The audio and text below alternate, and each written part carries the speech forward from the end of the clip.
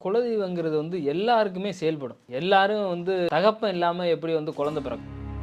அது வந்து எல்லாருக்குமே குலதெய்வம் வேணும். சில பேர்லாம் குழந்தை இல்லாமலாம் ரொம்ப நாள் இருப்பாங்க பார்த்தீங்களா? 10 வருஷம் இருக்காது. உங்களுக்கு 5ஆம் அதிபதி கெட்டு போச்சு, 9ஆம் அதிபதி கெட்டு போச்சு அப்படின்னா, கண்டிப்பா வந்து பிறப்புல வந்து குழந்தை பிறப்புல வந்து பெரிய பிரச்சனை வரும். அது மாரியே பாருங்க, அ ஆண் பிள்ளைகள் பிறக்காமலாம் நெறையா இருக்கும். பெம்பள பிள்ளையா பிறக்குது பார்த்தீங்கன்னா, அதெல்லாம் என்னன்னா குலதெய்வ அருள் விட்டு போனது தான். அவங்க வேற சாமிலாம் நெறையா கும்பிடுவாங்க. ஜோதிட ரீதியா. கண்டிப்பா. குலதெய்வங்கிறது வந்து மேக்ஸிமம் அ அவங்க கர்மாலாம் குறைஞ்சிருச்சு. இல்ல இறையருள்ல அவங்களுக்கு வந்து இப்ப வேணும், இறைவன நம்ம தேடுறாங்க, அவங்களோட குலதெய்வத்த தேடுறாங்க, ஏதோ ஒரு விஷயத்த தேடுறாங்க அப்படின்னா, மேக்ஸிமமே நம்மளே ஜோதிடம் பார்த்தே குலதெய்வத்த நம்மளால சொல்ல முடியாது. ஆண் தெய்வமா, பெண் தெய்வமா, இது ஜோதிடத்திலேயே இருக்கு. இல்ல அதான் சொல்றேன். அது வந்து இறைவன் வந்து எனக்குள்ள நான் சொல்றேன் ஓ! எதார்த்தத்த. ம். அதாவது ஜோதிடத்துல அவங்க கிரகங்கள்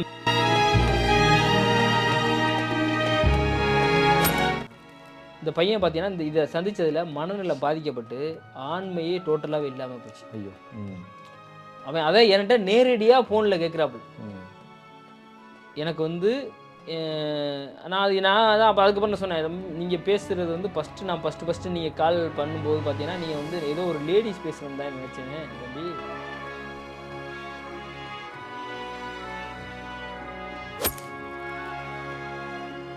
ஐயா, இந்த குலதெய்வம் உங்க வாழ்க்கையில வந்து குலதெய்வம் கருப்புசாமி மிகப்பெரிய வாழ்க்கையில வந்து ஒரு அருள் செஞ்சதா சொன்னீங்கய்யா. நீங்க இந்த முருகனுக்கு மாலை போட்டீங்க. மாலை போட்டுட்டு குலதெய்வத்துக்கு குலதெய்வம் கும்பிடும்போது உங்க லைஃப்ல சில டர்னிங்லாம் நடந்தது. நீங்க நான் பார்த்த வரைக்கும் வந்து ஜோதிட ரீதியாவே எல்லாத்தையும் அணுகுறீங்க. கிரகங்கள் சார்ந்தே பேசுறீங்கய்யா. அதுமாரி குலதெய்வம் வந்து எந்த ராசிய குலதெய்வம் வழிபடணும்? இல்ல எல்லா ராசியும் வழிபடலாமா? எந்த ராசிக்கு வேலை செய்யும்? வேலை செய்யாதீங்க? கண்டிப்பா. எப்படின்னா, குலதெய்வங்கிறது வந்து எல்லாருக்குமே செயல்படும். ஓ! எல்லாரும் வந்து எப்படி வந்து தகப்பன் இல்லாம எப்படி வந்து குழந்தை பிறக்கும். ம். இப்ப தந்தைய வச்சு தான் நம்ம வந்து குலதெய்வமே நம்ம இது பண்றோம். அப்ப பிறப்புங்கிறதே வந்து அந்த குலதெய்வத்திலேருந்து தான் எடுக்கப்படுது. அ அப்பங்கிறது வந்து எல்லாருக்குமே குலதெய்வம் வேணும். சில பேர்லாம் குழந்தை இல்லாமலாம் ரொம்ப நாள் இருப்பாங்க பார்த்தீங்களா? 10 வருஷம், 15 வருஷம் இல்லாம இது பண்ணலாம் இருப்பாங்க பார்த்தீங்களா? அவங்கலாம் பார்த்தீங்கன்னா, அந்த குலதெய்வ அருளே இருக்காது. உங்களுக்கு 5ஆம் அதிபதி கெட்டு போச்சு, 9ஆம் அதிபதி கெட்டு போச்சு அப்படின்னா, கண்டிப்பா வந்து பிறப்புல வந்து குழந்தை பிறப்புல வந்து பெரிய பிரச்சனை வரும். அது மாரியே பாருங்க, அ ஆண் பிள்ளைகள் பிறக்காமலாம் நெறையா இருக்கும். பெம்பள பிள்ளையா பிறக்குது பார்த்தீங்கன்னா, அதெல்லாம் என்னன்னா குலதெய்வ அருள் விட்டு போனது தான். அவங்க வேற சாமிலாம் நெறையா கும்பிடுவாங்க. அவங்க இறை வந்து இப்போ குரு நல்லா வலுத்துருச்சு அப்படின்னா, கண்டிப்பா இறை வழிபாடு பயங்கரமா இருக்குன்னு வையுங்களேன். அதுலலாம் எந்த மாற்று கருத்தும் இருக்காது. ஆனா குலதெய்வத்தோட பரிபூரண இது வந்து இறை வந்து இருக்காது. இருக்காது. அப்படி இருக்கும்போது பார்த்தீங்கன்னா, கண்டிப்பா வந்து அந்த குழந்தை பிறப்புல வந்து இது வரும். ஆண் குழந்தை பிறக்காம இருக்கிறதும் சரி, அதே மாரியே குழந்தையே இல்லாம இருக்கிறதும் சரி. ஆனா அப்ப ஆண் குழந்தை பிறக்காம இருக்கவங்களுக்கு பார்த்தீங்கன்னா வந்து, அ குலதெய்வங்கிறது ஒரு கண்டிப்பா எங்கேயோ ஒரு இடத்துல மறைஞ்சிருக்கும். எதார்த்தத்துக்கு வந்து ஏதோ ஒண்ணு இருக்கும். அதில வந்து நீச்ச பங்கு கிடைச்சிருக்கும். இல்ல ஏதோ ஒரு குறுபார்வையில இருக்கும். இது மாரி ஒரு அமைப்பு இருக்கும். சப்போஸ் இல்ல நம்ம வந்து குழந்தையே இல்லங்கிற பட்சத்தில டோட்டலாவே கெட்டு போயிரும். பாவகிரகங்களால் பிடிக்கப்பட்டு, அந்த தோஷம் 5ஆம் இடத்துல பாவகிரகங்கள் உட்கார்ந்து, அதையும் தாண்டி சனி, கேது, ராகு கேது ஏதோ தொடர்பட்டுருச்சு அப்படின்னா, கண்டிப்பா வந்து அது மாரியே ஒரு 5ஆம் அதிபதி கெட்டு போச்சு அப்படின்னா, அது மாரி ஒரு அமைப்பு இருக்கும். அது எல்லாருக்குமே குலதெய்வங்கிறது ரொம்ப வந்து ஆமாங்க. எனக்கு தெரிஞ்சு இப்ப மஸ்ட்டு. சினிமாவுல அரசியல்வாதிகள்லாம் மிக உயர்ந்த இடத்த அடைஞ்சவங்கலாம் குலதெய்வ வழிபாடு கன்டினியூவா பண்ணிக்கிட்டே இருக்காங்கய்யா.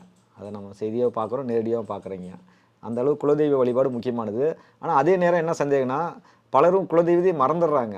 என்ன தெய்வம்னே தெரியல. அவங்க என்னங்க பண்ணலாம் ஜோதிட ரீதியா? கண்டிப்பா. குலதெய்வங்கிறது வந்து மேக்ஸிமம் அ அவங்க கர்மாலாம் குறைஞ்சிருச்சு. இல்ல இறையருள்ல அவங்களுக்கு வந்து இப்ப வேணும், இறைவன நம்ம தேடுறாங்க, அவங்களோட குலதெய்வத்த தேடுறாங்க, ஏதோ ஒரு விஷயத்த தேடுறாங்க அப்படின்னா, மேக்ஸிமமே நம்மளே ஜோதிடம் பார்த்தே குலதெய்வத்த நம்மளால சொல்ல முடியாது. ஆண் தெய்வமா, பெண் தெய்வமா, இது ஜோதிடத்திலேயே இருக்கு. இல்ல அதான் சொல்றேன். அது வந்து இறைவன் வந்து எனக்குள்ள நான் சொல்றேன் ஓ! எதார்த்தத்த. ம். அதாவது ஜோதிடத்துல அவங்க கிரகங்கள் மறைஞ்சு எது இருந்தாலும், சப்போஸ் அவங்க கர்ம பயன் என்ன பண்ணுவாங்க சில பேர் அப்படின்னா, எல்லாமே பிரச்சனைக்கு மேல பிரச்சனைய சந்திச்சுக்கிட்டே இருக்கும்போது என்ன பண்ணுவாங்க அப்படின்னா, கண்டிப்பா வந்து குலதெய்வத்த தேடுவாங்க. நம்ம சாமி எங்கே இருக்கு அப்படிங்கிற ஒரு காலகட்டம். என்னன்னா, அவங்களுக்கு வந்து ஒண்ணு குழந்தை பிரச்சனை இருக்கும், பொருளாதார பிரச்சனை இருக்கும்.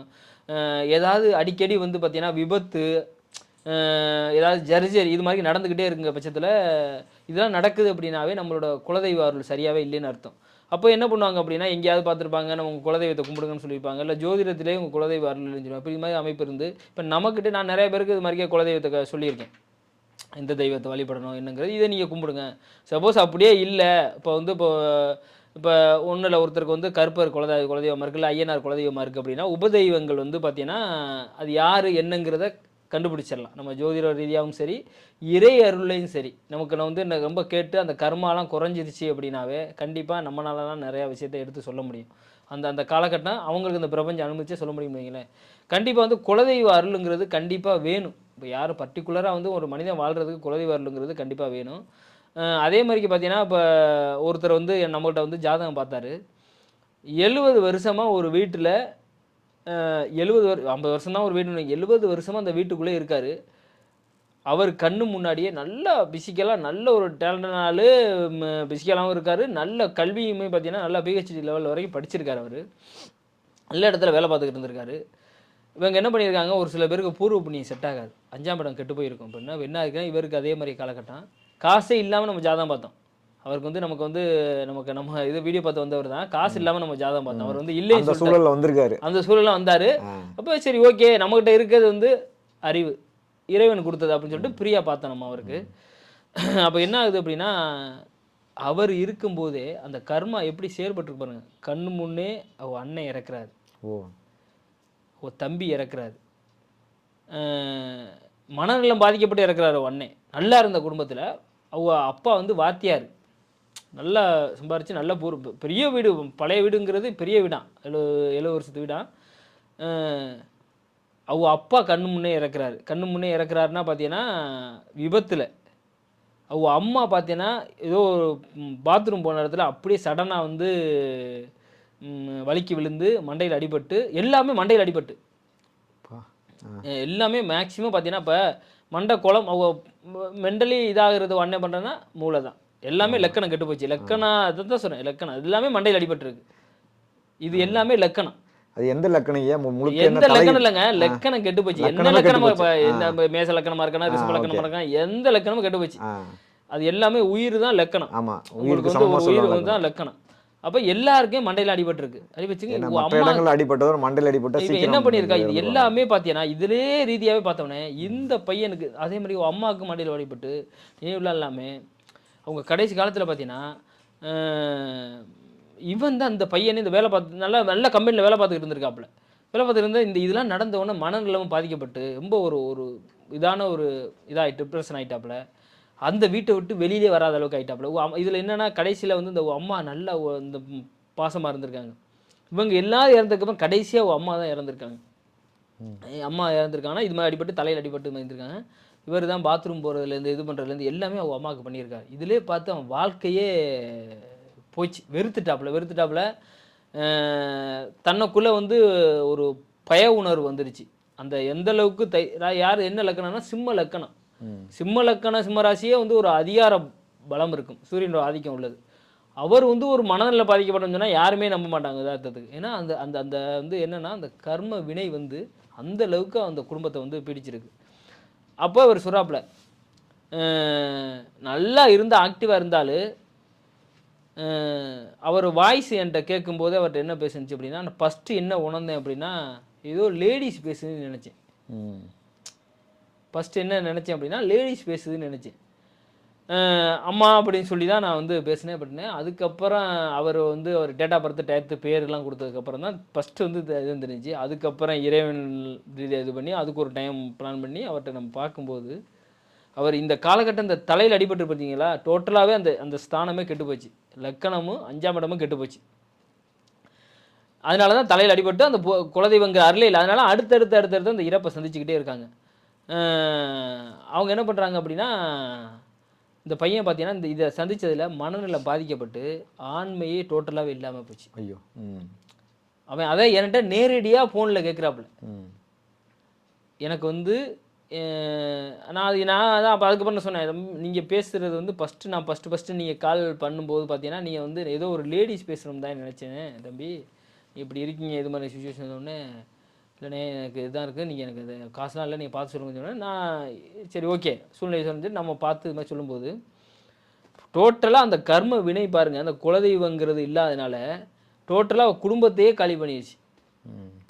இப்போ வாரிசு பாருந்தல இவர் ஒரு ஆள் இருக்கார், ஆண்மை இருந்தா தானே அடுத்து ஒரு கல்யாணம் பண்ணாலும் குழந்தை பிறக்கும். இப்போ இவர் குலதெய்வத்தை வணங்கலாம், அவங்க அம்மா வணங்கி இருக்காங்க, தாத்தா வணங்கி இருப்பாங்களே ஏதாவது ஒன்று. யாருமே இல்லைங்கிறது தான் யதார்த்தம். எப்படி இல்லைங்கய்யா, உங்க தாத்தாவோட கட் ஆயிருது. ஓகே, 3 தலைமுறையுமே வணங்கலாம். ஆமாங்கய்யா, இப்போ உங்க தாத்தாவோட கட் ஆயிருது. இது நல்லா புரிஞ்சுக்கிறங்க. இவங்க சித்தப்பா குடும்பம் ஒரு லைன்ல இருந்துகிட்டே இருக்கு. நம்ம எப்படி கர்ம வினை செயல்படும் அப்படின்னா, ஒரு ஒரு ஒரு ஒரு குடும்பத்துல வந்து ஒரு 3 பேர் இருக்காங்கன்னு வைங்களேன். 3 பேர் ஜாதகத்திலயுமே பார்த்தீங்கன்னா, குலதெய்வம் ஒரே மாரிக்கே இருந்துருச்சு, அருள் கிடைச்சிருச்சு அப்படின்னா, அவைங்க தாத்தா வந்து எந்த பிரச்சனையுமே இல்ல, எந்த நல்லது தான் பண்ணியிருக்கான் அப்படிங்கிறது ஒண்ணும் இல்ல. அந்த ராகு நல்லா இருந்துச்சுன்னு வைங்களேன், பொதுவாவே. இந்த 3 பேர் ஜாதகம் இருக்கு. அண்ணன் தம்பி 3 பேர் பிறந்திருக்காங்க. அந்த 3 பேர் ஜாதகத்திலயும் ராகு பகவான் வந்து நல்ல இடத்துல இருந்துட்டாரு அப்படின்னா, கண்டிப்பா வந்து ஒண்ணும் பிரச்சனை இல்ல யதார்த்தத்துக்கு. அது ஏதாவது ஒண்ணு கெட்டு போயிடுச்சு, இது பண்ணியிருக்கான், முன்னோர்கள் கண்டிப்பா ஏதோ ஒரு பிரச்சனை பண்ணி வச்சிருக்கான்னு அர்த்தம். முன்னோர்கள் வந்து ராகு தான். தந்தை வழியில உள்ளவனா இருந்தா ராகு, தாய் வழியா உறவா இருந்தா கேது. இதுதான் இது இது யதார்த்தம். அதனால தான் நிழல் கிரகம் அது எங்கே இருக்கோ அதுக்கு தகுந்த மாதிரி செயல்பட ஆரம்பிச்சிடும். அப்போ இது மாதிரிக்கு என்ன ஆகுது அப்படின்னா பார்த்தீங்கன்னா, இது மாதிரி கேட்குறாரு. அவருக்கு வந்து பாருங்க, இவருக்கு ஆண்மைங்கிறது இல்லை. இது பார்த்தீங்கன்னா அப்போ டோட்டலாகவே அந்த சாப்டரே அது வந்து இதாயிருச்சு, முடிச்சிருச்சு. தம்பி நீங்கள் வந்து சொத்து இப்போ இதை விற்க முடியுமான்னு கேட்குறாப்புல வீட்டை. விற்கலாம் முடியாது. நீ விற்கணுன்னா நீ உன்னோட உயிர் போய் தான் விற்கும். இதை விட்டுட்டு இந்த ஆசையை திறந்துரு, உன் லைஃப்பை இதை விட்டு வெளியில் போ அப்படின்னு சொன்னேன். வெளியில் போயிரு. நீ ரோட்டில் படுத்துக்கிறதாலும் சரி, ஒரு காலகட்டம் மாறும்போது ரோட்டில் படுத்துக்கிறதா உன் மனநிலையே மாற ஆரம்பிக்கும். ஆனால் இதுக்குள்ளே இருந்த அப்படின்னா உன்னோட கர்ம வினை உன்னை விடவே விடாது. பெரிய பாவம் பண்ணியிருக்காங்க. இந்த இந்த அது அந்த ஜாதகத்தில் தெரிஞ்சிருச்சு எல்லாமே. எல்லாமே சொன்ன உடனே பார்த்தீங்கன்னா, ஏன் நான் வெளியில் போயிடுறேங்கிறான். வெளியில் போயிட்டானா போகலையா என்னங்கிறதெல்லாம் நமக்கு தெரியாது. நம்ம சொல்ல வேண்டிய அந்த ஜாதகப்படி வந்து அவர் வந்து வெளியிலனா ஊரை விட்டு அந்த ஊரை விட்டு போகணும். ஐயா இப்போ ஒன்றுமே இல்லைங்கய்யா, தேசாந்திரியா அதாவது பரதேசி மாரி அப்படியே தான் இருக்கும். அப்படிலாம் இல்லைங்கய்யா, அதெல்லாம் இல்லை. அதாவது நீ இப்போ இருக்க பற்றி 70 வருஷம், 70 வயசுங்கிறது இவன் வயசுன்னா 70 வயசுங்கிறது ஒரு வயசான ஆளோட வயசுல அந்த 70 வயசு வீட்டில் நீ இருக்குன்னு அவசியம் இல்லைல்ல. நம்ம இந்த சொத்தை விற்று எனக்கு ஏதாவது பணம் கிடைக்குமான்னு கேட்குறாரு அவர். இந்த சொத்தை விற்று எனக்கு ஏதாவது பணம் கிடைக்குமான்னு கேட்குறாரு. அந்த ஆசையே தப்பு தம்பி. எல்லாமே உனக்கு நடந்துருச்சு. இப்போ உன்னோட வாழ்க்கை டோட்டலாக வந்து 0. இது வந்து இதை நினச்சி இதை நீக்கி வாழ்ந்து அப்படின்னா மறுபடியும் இந்த கர்ம வினை தான் நீ உன்னை பாதிக்குமே தாண்டி நீ இது பண்ண. இது வந்து பாவம் பண்ண கணக்கு. ஜோதிடத்தில் இப்போ தெளிவாக இருக்குது. நீங்கள் இப்போ உங்கள் அண்ணனோ இறந்தவங்க ஜாதகத்தெல்லாம் கொடுத்தீங்கன்னா அப்படியே பட்டையும் தட்டின மாதிரி இருக்கும். அந்த சொத்து வந்து தப்பாக சம்பாதிக்கப்பட்ட சொத்து. அதுதான் யதார்த்தம். இது வந்து அப்போ நீ அதை விட்டு அதை ஆசைப்படாத, அதை விட்டு வெளியில் போ, உன் லைஃப் 10,000 ஆட்டோமேட்டிக்காக உனக்கு மாறும் அப்படின்னு சொன்னேன். முன்னோர்கள் நல்லது மட்டும் இல்லை, கெட்டது சம்பாதிச்சால் நமக்கு தான் வருது. ஆமாங்கய்யா. அப்போ நீங்கள் இப்போ நான்லாம் பார்த்தீங்கன்னா ஒரு பெருசாக பைக்கில் போக கூட யோசிப்பேங்க. இதை நான் இன்னொருத்தட்ட லிஃப்ட் வாங்கி போகும்போது என்ன ஆகும் அப்படின்னா, அந்த கர்ம வினை என்ன பண்ணும் அப்படின்னா மேற்கொண்டு நம்மளையும் வந்து இது பண்ணிடும். என்றைக்குமே மேக்ஸிமம் பார்த்தீங்கன்னா அந்த பாசிட்டிவ் எனர்ஜிங்கிறது நம்மகிட்ட வந்து இருந்துக்கிட்டே இருக்கணும். அதை நோக்கி நம்ம பயணிக்கிற ஆளோட தான் பயணிக்கணும். இப்போ நீங்கள் ஃப்ரெஷ்ஷாக இருப்பீங்க, போகிறீங்க. ஒருத்தன் வந்து அவனோட விதி கணக்கு வந்து இன்னும் ஒரு அரை மணி நேரத்தில் முடியுது. இப்போ ஒரு மனிதனோட வாழ்க்கை ஒரு செகண்ட், இப்போ இன்னைக்கு இந்த இடத்துல வந்து பேசுவோங்கிறது நமக்கு வந்து முன்னாடிலாம் நமக்கு தெரியாது. இத்தனை மணிக்கு இந்த இந்த வாசகத்தை பேசுவாங்கிறது நமக்கு தெரியாது.